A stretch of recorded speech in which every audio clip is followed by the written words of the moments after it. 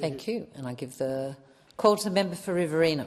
Thank you, Deputy Speaker. The Coalition will not be opposing the Education Services for Overseas Students Amendment Quality and Integrity Bill 2024, but I do suggest that the government supports the very reasonable and thought-out amendment put forward by the member for Bradfield. I agree with the member for Solomon when he talks about how important international education is to regional universities, regional communities per se. And recently I have been on a fact-finding tour, indeed an inquiry into Australia's tourism and international education sectors, particularly post-COVID, and appreciating the fact that we are not out of the woods when it comes to COVID-19 by any stretch of the imagination. People are still being afflicted with COVID and indeed passing away from COVID, but the conditions have changed, the economy is back open, and very much this inquiry has looked into how the situation is being handled with Australia's tourism and tertiary education sectors in mind. And I participated with the chair, Labor Senator Deb O'Neill from New South Wales, in hearings in Sydney, Gold Coast, Orange, Cairns, Broome, Fremantle, Great Ocean Road, Ballarat, Adelaide, and they were very good hearings, and I commend those who gave evidence to those hearings, particularly on the 2nd of March last year in Sydney. And just want to place on record what was said by students who would know, because they are experiencing it firsthand. Inuli Subasing, who studies at UNSW, who told the inquiry that the cost of rent has been at an all-time high recently, and with a lot more international students coming into the country, it has been difficult for students to find accommodation. A lot of students are paying insanely high prices right now. They are only staying in a place for 3 months and then have to move again, so it has been difficult.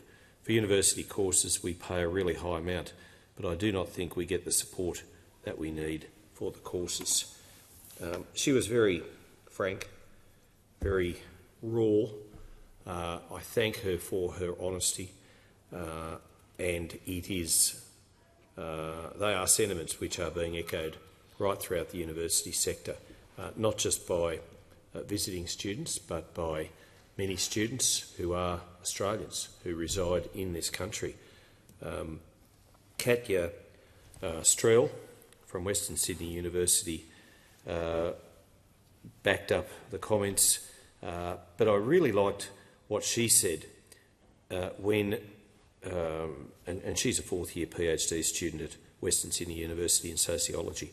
She said, "I personally, for example, would like to give back to the community because there has been a lot of economic investment in me and my research. I would not like to just leave Australia without giving back." And I think those sentiments are admirable. I think they are reflected in many students who come to Australia to learn. They do want to contribute. They do want to, as Katya has said, want to give back. And I thank the students who gave evidence at that inquiry for being so upfront. And the inquiry heard some alarming reports about the unavailability, the lack of accommodation, both in capital cities and also in regional areas. And when I discussed this bill with the Government Relations Officer at Charles Sturt University at Wagga Wagga, Samantha Beresford, she was concerned, as she has a right to be, because we want our universities, and from my own point of view, our regional universities, being the best they can be. I am concerned that this government, this Labor federal government, has mismanaged Australia's immigration system. It has led to more than double the number of international students in Australia, from 336,845 in March 2022, a couple of months prior to the election of the Albanese government, to a peak of 713,144 in February 2024, and they are the figures from 6 months ago. Goodness knows what it is now. Under Labor, there are 80,000 student visa holders who are onto their third student visa or more. Some are on an 8th, 9th or 10th student visa as a backdoor way to stay in Australia to work.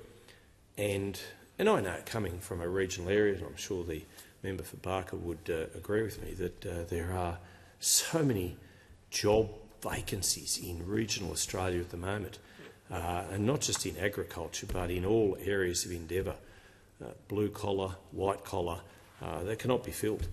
And yes, our students, our international students, our residential students are filling the void in many cases, but the accommodation crisis is real and it's hurting, particularly in regional communities, and particularly in regional communities where there are universities.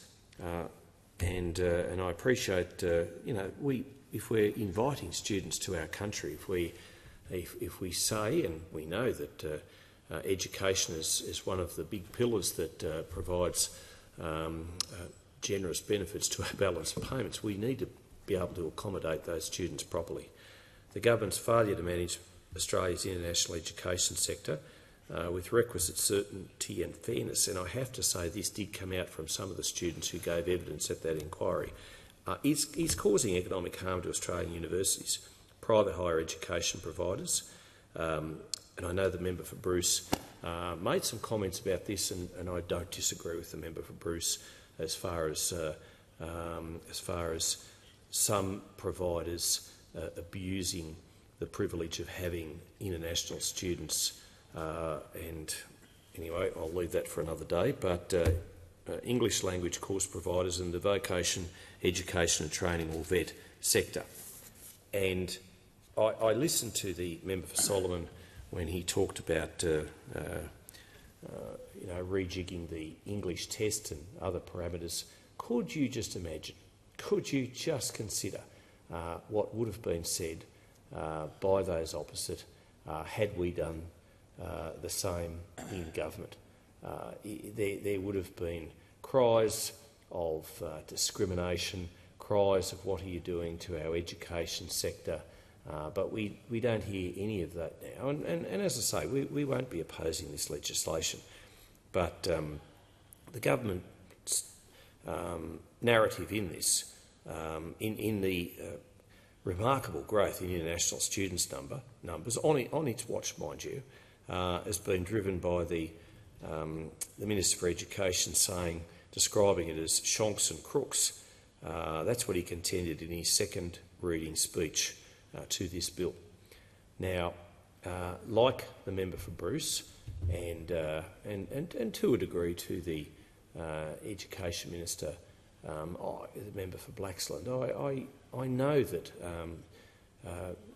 some international students have been lured here by people, by providers who are just trying to make a fast buck and using the various visa schemes to do just that. But visa arrangements under this government are out of control.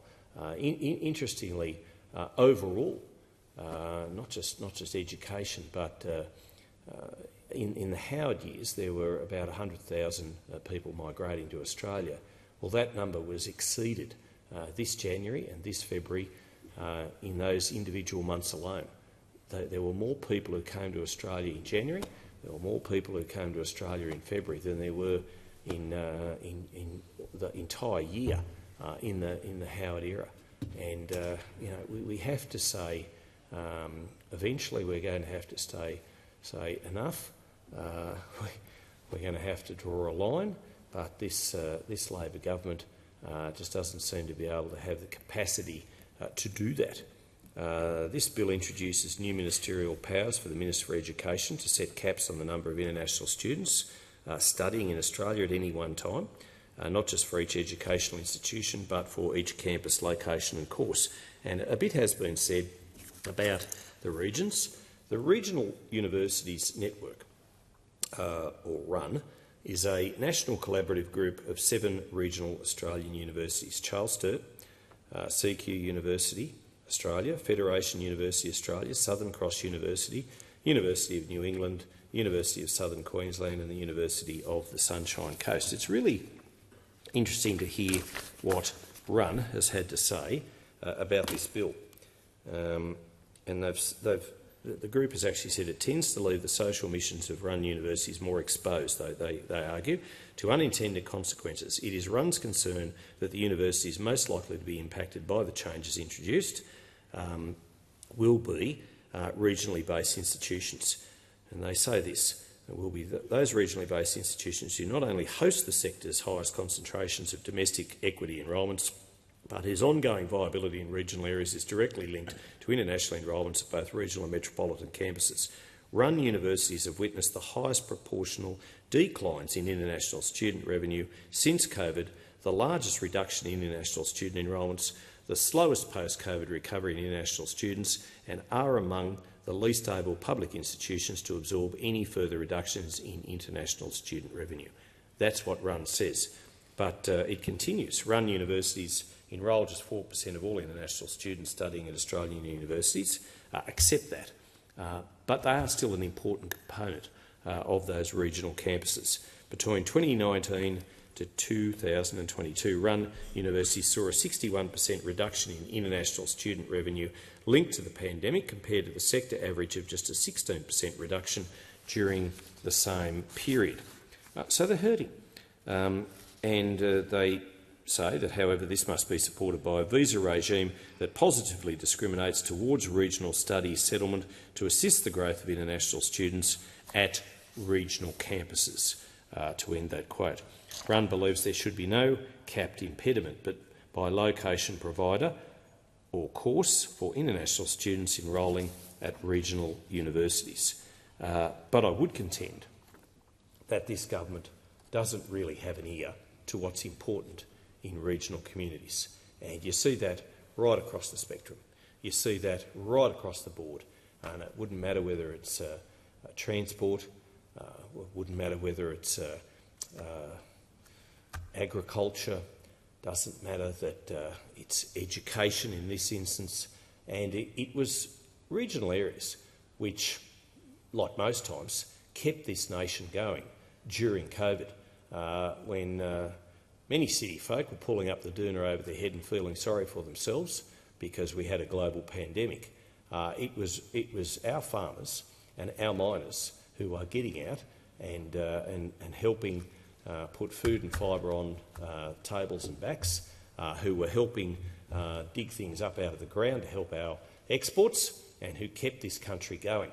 And when you get legislation, when you get the city-centric nonsense that we so often hear spouted by members opposite in legislation and interviews and all the rest, it does make it hard to stomach. It truly does. And I can see the member for Barker nodding, because he knows exactly what I'm saying is true. And again, RUN says the new student accommodation requirements of the proposed managed growth policy, if applied to regional higher education providers, would also place disproportionate burdens upon regional universities and regional communities. Firstly, regional universities have less financial capacity and or borrowing capacity to take on major capital expenditure projects compared to metropolitan universities.